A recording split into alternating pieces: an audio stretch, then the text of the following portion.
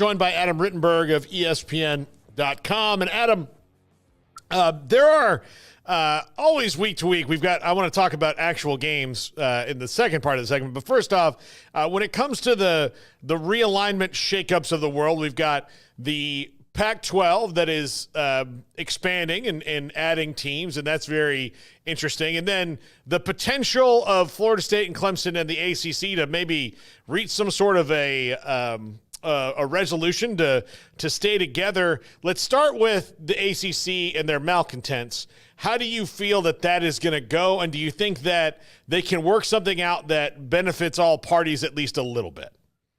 I think they can. I think part of it's just the reality of being in this legal dispute and maybe not having as much leverage as you thought. I think if this agreement is reached and it kind of takes the ACC out of the courtroom and brings them back together, it'll be viewed very much as a win for the ACC, the existing ACC, not necessarily Florida State and Clemson. But again, this is the thing about realignment, is that the market tells you how viable it is, and the courtrooms tell you how viable it is in some of these cases, with the grant of rights being, so strong as it is in the ACC. And my read of this is it's a bit of a reality check, perhaps, for Florida State and maybe Clemson to realize that, at least for now, their best bet might be to remain in the ACC. But it's still an early discussion, very much at the presidential level. I don't think it's anything that, I think that the way that things have been going, with so much tension in the conference, it makes sense that they tried to find an alternative around the situation. There is a very real scenario where they both get a win, like if they in court, where the ACC gets all this money and these exit fees and Florida State and Clemson can leave, but then the ACC, in spite of having all this money, still falls apart, and then Clemson and Florida State wind up not in the situation they exactly had planned out for themselves. So to me, the more certainty is to come back together and try to make it better for as long as you can stay together, and then see what happens in a few years. Right. Yeah. I think I think for sure is that the landscape will be different than it is right now in a few years. And this is an agreement that would give Florida State and Clemson with the television ratings that they generate, and being the biggest brands in the conference, and maybe that would be looked at as a win. But again, Greg Sankey, who the commissioner of the SEC, made it very, very clear, I thought, that the SEC is not interested in Florida State at this time, and the Big Ten seems to be very happy with where it is, and again, was somewhat forced into the latest round of expansion. So again, that's what the market is telling you, and maybe that's saying, hey, at this point, try to work something out with your existing conference and your members. Try to get a little bit more money, and then, like you said, reassess in a couple of years.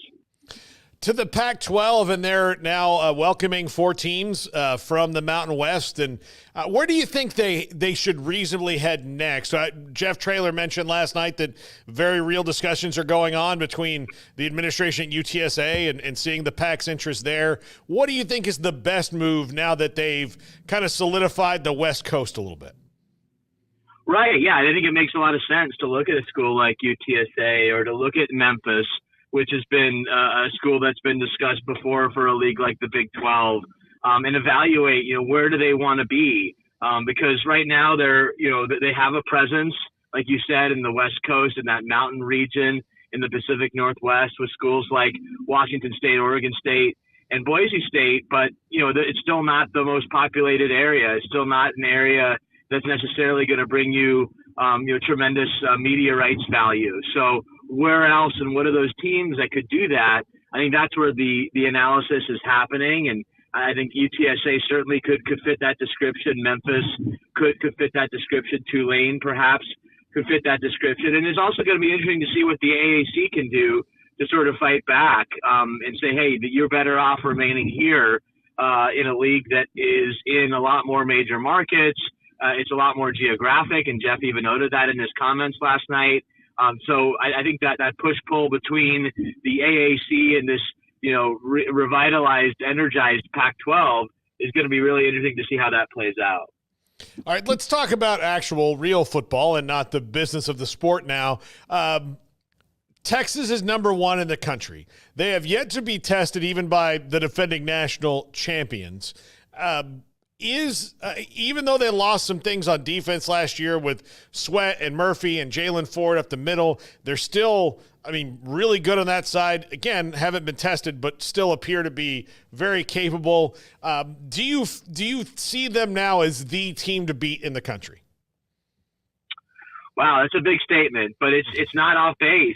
I just got off the phone with an assistant from an SEC team that a lot of people have said that about as well, and this person is very complimentary of Texas and the way that they've built their team, and just the schematic piece, and then the personnel piece, and that's probably what really stands out. People who have worked with Sark or just are familiar with him have always regarded him as one of the best tacticians in the sport from a play calling standpoint. He just hasn't always had the personnel to back it up. And he's been able to create that at Texas, especially in areas where they've been lacking, like the offensive line. I've been really impressed with the running back position, which was hit with a couple of severe injuries before the year. And they've been able to hold up and continue to make plays at running back. Obviously quarterback situation is one that a lot of teams would be very envious of, to have a guy like Arch Manning who's ready to step in this week and start for Quinn Ewers. But, until Texas, wins an SEC championship or they'll have a great opportunity here against Georgia in a number of weeks on their home field. Those are the games that they're going to be judged by. And then ultimately, can they get into the playoff and win games? So they're certainly on the right track. They've beaten Alabama, which is a big win last year, but you need more wins like that to truly validate yourself as a team to beat nationally. Billy Napier is probably on his way out at Florida. Barring some sort of miracle resurrection of that team. Who are reasonable candidates for that job if he's out? Well, I think there's going to be the most attention around a couple of guys that are right now in the SEC, namely Lane Kiffin from Ole Miss. And I think Lane Kiffin is the best fit for this job because of what the Florida job is. And Florida has won, as you know, with creative, powerful, intimidating offenses, coaches that have swagger like Steve Spurrier and Urban Meyer. I think Lane Kiffin take the championships away. He's probably the most like Steve Spurrier in the sport right now, with how he likes to win and have fun doing it, and in some ways doesn't take himself that seriously, which I actually find really refreshing. I think Lane Kiffin is a guy that Florida absolutely should call. Eli Drinkwitz is another coach they should call if he continues on the path to putting Missouri in the mix for the college football playoff. Another guy with an offensive background, another guy with personality. I think someone who would fit really well with what Florida is trying to do. And then, do you look at someone like James Franklin from Penn State, who's been there for 10 plus years, won a lot of games, may make the playoff this year, was coached in the SEC before at Vanderbilt, has recruited in Florida for many years. Heck, I think they should make a run at Josh Heupel. Make him say no. It will be very difficult for anyone to leave Tennessee for Florida, but you got to make that call if you're Florida, because he's exactly what you want in terms of exciting offense, strong recruiter. He's coached in the state. He was a head coach at UCF not that long ago. So I go after Josh Heupel, and there's obviously some others, but I think it does start with Lane Kiffin, and I'd be surprised if it's not a Kiffin, Drinkwitz, someone like that. Yeah, I know that. I guess the question comes down to, if you're Lane Kiffin, what is better for your short-term future, given that you could make a bunch of money and then not really have to coach into your 60s. But is it Ole Miss right now in the state that they're in and the way he's got everything locked in, or trying to help Florida, reorganize it? I think that's the biggest surprise I've had in all of this with NIL and all the things, that the Gators were so hodgepodge and unorganized. Yeah, it's been a rougher start for them, but I think there's still a feeling that, when all things are equal and Florida gets its act together from an NIL standpoint, given its location, given the fact that you've had 3 national championships won there in somewhat recent memory, whereas Ole Miss, again, they have a great team this year, but look at how many players are going to lose off of that team. Are they going to be as successful from an NIL standpoint year after year after year? And then you just look at the access to talent. It's really not comparable to look at Mississippi. It's a fine state. There's a lot of good players that come out of there. It doesn't compare to Florida, and the number of players that you're much, much closer to when you're the head coach of Florida. So I think it'd be a difficult decision. Obviously, Lane loves it in Oxford. I think his daughter's in school there. His son's going to come. There's some family reasons to keep him there. But from a competitive standpoint, I wouldn't blame him for taking the Florida job.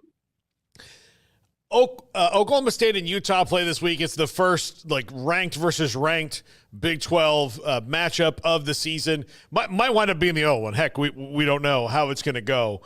Cam Rising sounds like he's going to play, and then the line moved, and maybe he doesn't. What is your prediction for that game? Yeah, so much of it is around Cam Rising and the health, and I certainly hope he plays. He's unfortunately missed a lot of time here over the last year plus, and he's a different player. They're a different team when he's on the field. You saw that last season. And it would be a great matchup just with him and Alan Bowman, two of the older quarterbacks in college football, going at it. Stillwater's a tough place to play. This is a veteran Oklahoma State team that was somewhat fortunate to beat Arkansas a couple of weeks ago. I think the line of scrimmage play with especially Oklahoma State's offensive line, which is a veteran group, going against a Utah defensive line that's always one of the better ones in college football, an area that I'll be watching. And then certainly the running games too. There's just a game that Ollie Gordon is able to break out a little bit. Utah has more of a committee system at running back. How do they run the ball against Oklahoma? Can they find Oklahoma State? Can they find some of the same gaps in the defense that Arkansas had in a game where they should have scored more points and probably won the game? So it's a very fun matchup, but it's one that would certainly be enhanced with Cam Rising back on the field. Last thing I'll ask you about is Oklahoma and Tennessee.